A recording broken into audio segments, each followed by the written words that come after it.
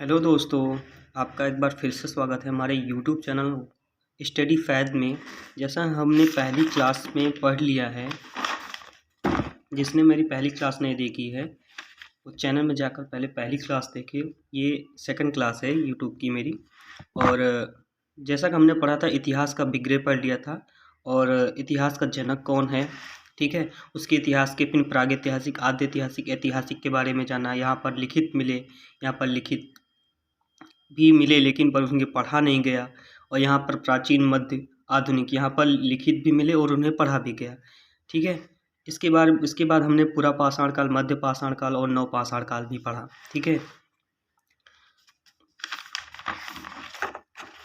और उसके बाद हम आज पढ़ने वाले हैं, मैंने बोला था पिछली वीडियो में कि दूसरे जो यहाँ पर वैज्ञानिक आएंगे, इतिहासकार आएंगे, तो उन्होंने यहाँ पर ये प्रागैतिहासिक, आद्य ऐतिहासिक, प्रागैतिहासिक, आद्य ऐतिहासिक और ऐतिहासिक, इनको यहाँ के इनके पदार्थ जो पाए गए यहाँ पर, उनके अनुसार इनका नामकरण किया है, ठीक है। जिसका नाम क्या था, क्रिश्चियन थॉमसन, ठीक है। अब जैसे यहाँ पर पत्थर पाया गया तो पाषाण काल, यहाँ पर तांबा भी पाया गया है, ठीक है, प्रागैतिहासिक में, इसीलिए इनको ताम्र पाषाण काल भी कहा गया था, तांबा जहाँ पाया गया, ठीक है। और यहाँ पर कांसा पाया गया तो यहाँ पर कांस्ययुगीन सभ्यता हुई, ठीक है, जिसको ही सिंधु घाटी सभ्यता भी कहा जाता है। और जो घाटी की सभ्यता जो थी, लिपि जो थी वहाँ की भावचित्रात्मक थी। यहाँ पर लोहा पाया गया तो इसे लोहयुगीन सभ्यता कहा गया है, ठीक है। अब हम आगे जानेंगे। ये थोड़ा सा जल्दी कवर करने की कोशिश करूँगा क्योंकि आज हम MCQ बेस्ड क्वेश्चन भी देखेंगे इस पर, ठीक है। पूरी दुनिया का पुरातात्विक संग्रहालय जो है कोपेनहेगन, डेनमार्क, जो कि यूरोप में है, ठीक है। भारत का जो संग्रहालय है, भारत का संग्रहालय ये मानव संग्रहालय है, जिसका अब नाम चेंज करके इंदिरा गांधी मानव संग्रहालय कर दिया गया है। इसको आप पढ़ सकते हैं, ठीक है। ये कहाँ पर है, ये भोपाल में है, ठीक है। यह मंत्रालय किसके अधीन आता है, ये भी हम जानेंगे। यह मंत्रालय संस्कृति मंत्रालय के अधीन आता है, ठीक है। भारत के पुरातात्विक विज्ञान के जनक जो हैं, कनिंघम को कहा गया है। भारत के पुरातात्विक विज्ञान के जनक जो हैं, कनिंघम को कहा गया है। मैं एक चीज़ क्लियर कर देना चाहता हूँ जो कि मेरी पिछली वीडियो में थोड़ा सा मिसमैच हो गया था। यहाँ पर मैंने जो फूट लिख दिया था, इसको आप फूट कट करके सिर्फ जॉन ब्रूस कर सकते हैं, ठीक है। ये जॉन ब्रूस थे। पुरातात्विक खोज शुरू करने का जो श्रेय जाता है वो जॉन ब्रूस को जाता है,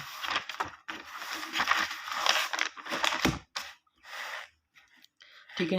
अब हम पढ़ेंगे प्रागैतिहासिक काल, पाषाण काल जो है।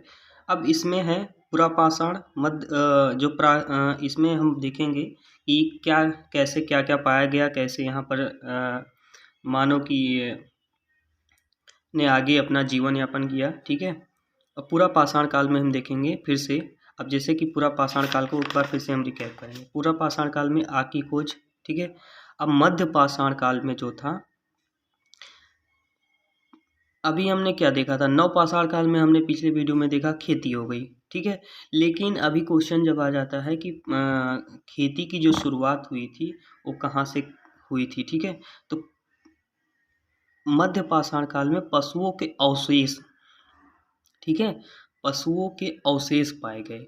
अभी क्वेश्चन पूछता है कि पशुओं के अवशेष कहाँ पाए गए, तो हम सोचते हैं कि नव पाषाण काल में कुत्ते को हमने अपना पहला पालतू बनाया, तो हम यहीं से सोच लेते हैं कि कुत्ता ही हमारा हुआ होगा। तो पशुओं के जो मतलब क्या है कि पशुओं के जो हमारे अवशेष होंगे ये भी नव पाषाण काल में, लेकिन ऐसा है नहीं, ये मध्य पाषाण काल में है, ठीक है।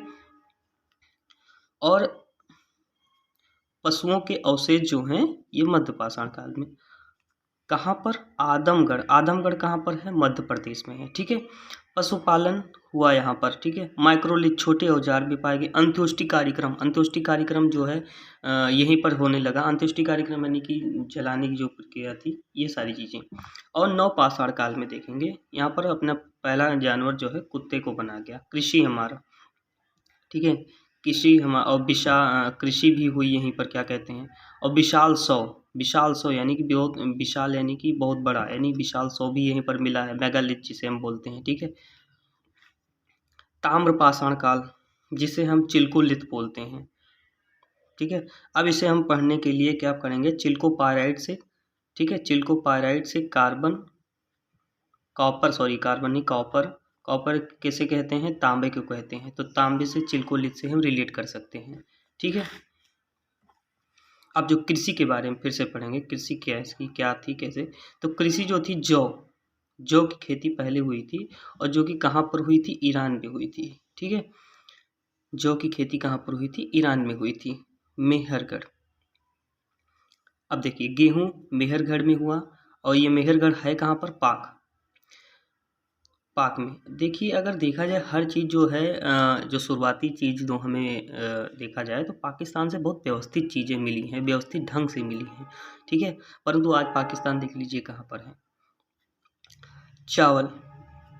चावल जो है कोल्डिहवा, चावल के जो साक्ष्य मिले हमें कोल्डिहवा है कहाँ पर? उत्तर प्रदेश में है, ठीक है।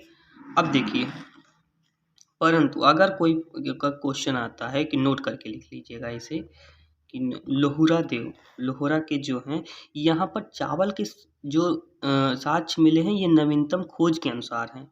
ये नवीनतम खोज के अनुसार है। अगर ये पूछा जाए चावल की नवीनतम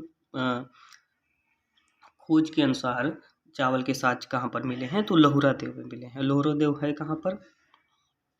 प्रतापगढ़, उत्तर प्रदेश में है, ठीक है। हाँ, और एक चीज़ और, ये गेरुए वर्णीय मृदभांड, ये गेरुआ वर्णीय मृदभांड जो है, ये हस्तिनापुर में है, ठीक है।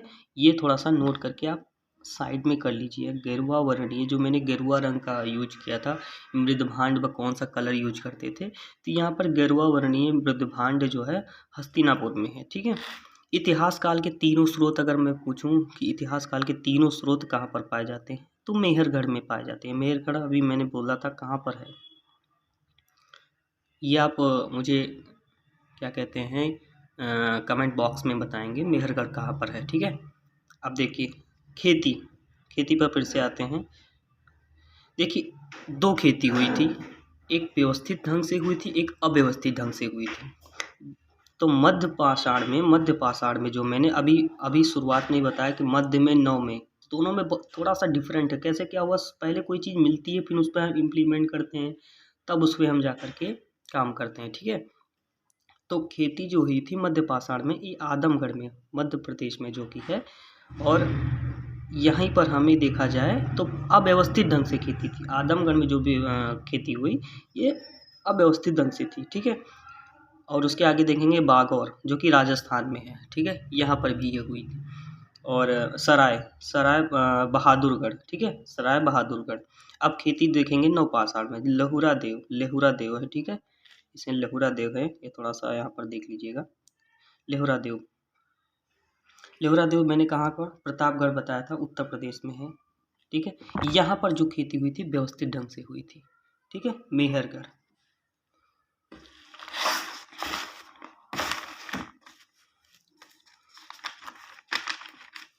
अब जैसे मैंने कहा था कि मध्य पाषाण में दमदमा एक जगह है और महदहा जगह है। दमदमा महदहा दोनों में हड्डियों के साक्ष्य तो मिले हैं, परंतु यहाँ पर जो ये महदहा है उत्तर प्रदेश में है। महदहा कहाँ पर है? उत्तर प्रदेश में। यहाँ पर हड्डियों के औजार बनाए गए। यहाँ पर क्या है कि दमदमा में यहाँ पर हड्डी के 100 मिले हैं, अस्थियों के साक्ष्य प्राप्त हुए हैं, ठीक है। इतिहास एक विज्ञान है, ना इससे ज़्यादा ना इससे कम। मतलब एक ऐसे इतिहासकार आए, उन्होंने कहा कि इतिहास एक विज्ञान है, ना इससे ज़्यादा ना इससे कम। ये कौन थे? ब्यूरी थे। आप रिलेट करके इनको याद करने की मेट्रिक बता सकते हैं, क्यूरी। इतिहास जहाँ पर मतलब सोचेंगे आप पर तो क्वेरी आएगी, तो क्वेरी से ब्यूरी की बात आप याद कर सकते हैं। मैं यहाँ पर एक चीज़ बताना चाहता हूँ, पूरा पाषाणकालीन स्थल जो है, और ये मध्य पाषाणकालीन स्थल, आप इसको स्क्रीनशॉट करके अपने नोटबुक में उतार लीजिएगा, ठीक है। क्योंकि मैं एक इस पर आगे बेस्ड क्वेश्चन बताने वाला हूँ। जैसे पहलगाम है, कश्मीर में है, पोतवार है, क्या कहते हैं, पंजाब पाकिस्तान, हथनौर जो है मध्य प्रदेश में, आदमगढ़ जो है मध्य प्रदेश में। तो आप इसको एक स्क्रीनशॉट में ले लीजिए, ठीक है, जैसा कि मैं आगे बेस्ड क्वेश्चन पर एमसीक्यू जो मैंने कहा था वो मैं बना सकूं, ठीक है। तो जैसा कि हम अपने क्वेश्चन पर आ चुके हैं, देखिए पहला क्वेश्चन क्या है हमारा, भारत में प्रथम पूरा पाषाणकालीन उपकरण की खोज करने वाला रॉबर्ट बुश हुड एक थे, कौन थे? भूवर्ग सबको पता है, ठीक है, भूगर्भ वैज्ञानिक एवं पुरातात्विक। ब्रह्मगिरी, बुर्जहोम, कोल्डीवा और मेहरगढ़ से वह स्थान जहाँ से कृषि के प्राचीनतम साक्ष्य प्राप्त हुए हैं। तो मैंने अभी बताया था मेहरगढ़, ठीक है, 700 ईसा पूर्व बलूचिस्तान पाक में है, ठीक है। खाद्यान्नों की कृषि सर्वप्रथम प्रारंभ हुई थी, खाद्यान्नों की खाने वाली जो कृषि थी ये सर्वप्रथम प्रारंभ हुई थी, ठीक है, नवपाषाण काल में। उत्खनित प्रमाणों के अनुसार पशुपालन का प्रारंभ कहाँ पर हुआ था? उत्खनित प्रमाणों के अनुसार पशुपालन का जो प्रारंभ हुआ था मध्यपाषाण काल में हुआ था। पशुपालन, ठीक है, लेकिन पालतू की बात नहीं कि कौन सा को जानवर बनाया गया था, तो हम नवपाषाण की बात करेंगे। भारत में मानव का सर्वप्रथम साक्ष्य कहाँ से मिलता है? ये नर्मदा घाटी के मध्य प्रदेश से मिलता है, ठीक है। उस स्थल का नाम बताइए जहाँ से प्राचीनतम स्थायी जीवन के प्रमाण मिले हैं। मेहरगढ़, 700 BC। देखिए सेकंड क्वेश्चन, गैरिक मृदभांड पात्र ओसीपी का नामकरण हुआ था हस्तिनापुर से। भारतीय पुरातत्व सर्वेक्षण के प्रथम महानिदेशक जॉन मार्शल। भारतीय पुरातत्व सर्वेक्षण के एक संलग्न है संस्कृति मंत्रालय के अंतर्गत, ठीक है। इंदिरा गांधी राष्ट्रीय मानव संग्रहालय कहाँ पर है? भोपाल में। धौलावीरा स्थित है गुजरात में। दधेरी एक परवर्ती हड़प्पीय पुरास्थल मिला है पंजाब का, ठीक है। ताम्रपाषाण काल की महाराष्ट्र के लोग मृत के घर के फर्श के नीचे किस तरह रखकर दफनाते थे? उत्तर से दक्षिण की ओर, ठीक है। बृहद पाषाण या मेगालिथ स्मारकों की पहचान की गई मृतकों के दफनाने के स्थान के रूप में। राख का टीला की नवपाषाणिक स्थल से संबंधित है संगन व कल्लू, ठीक है। कुंभकारी का सर्वप्रथम प्रमाण किस युग से प्रारंभ हुआ? नवपाषाण काल में। भाई उसी में मृदभांड वगैरह बनाए गए। मानव द्वारा सर्वप्रथम प्रयोग में लाया जाने वाला धातु क्या था? तांबा था, ठीक है।